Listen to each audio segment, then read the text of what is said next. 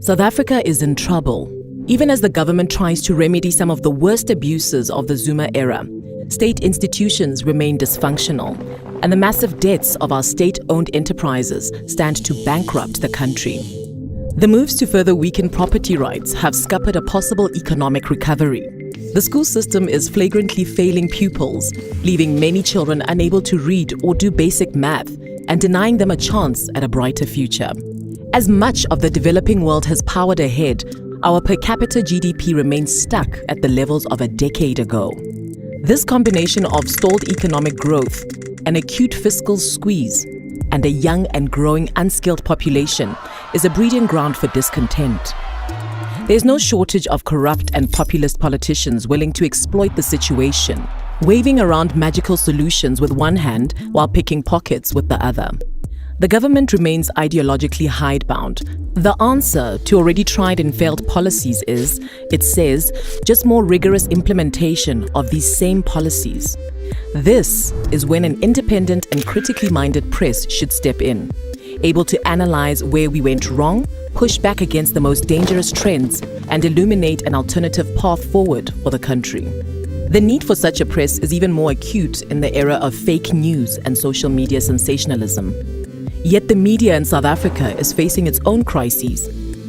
On the one hand, disappearing advertising revenues due to increasing online readership have left a large part of the media in South Africa dependent on government in crucial ways. Such media is beholden to the government's transformationist demands. On the other, much thinking in the press remains conditioned by decades of misguided ANC ideological hegemony, or has fallen under the influence of racial identity politics.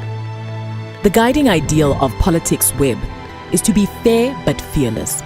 Fair to all sides of the political debate, but fearless in standing up for constitutional democracy, non-racialism, the rule of law, and market-driven socio-economic policy. It is also committed to providing reliable information, fostering rational debate across political divides, breaking through echo chambers, and to publishing critical voices that the mainstream media seeks to silence. It also dares to stand alone against the prevailing ideological winds. But we need your support. There is one model that can sustain critical and independent journalism that has been shown to work internationally. This is for all discerning readers who value platforms like Politicsweb to contribute to it every month. If everyone contributes a little, a lot can be achieved. For the price of just 3 coffees a month, you can help Politicsweb expand the work it is doing. More high-quality analysis, more thoughtful opinion pieces, more constructive debate.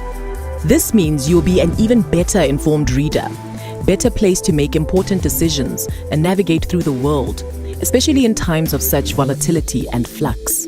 It also means further strengthening South Africa's democracy by elevating our public discourse and having a say in the battle of ideas. Together, we can contribute meaningfully to taking this country and its people forward.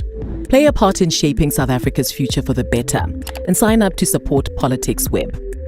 The Friedrich Naumann Foundation for Freedom believes that a fearless and independent press is vital to a functioning democracy. This is why the foundation partners with Politicsweb.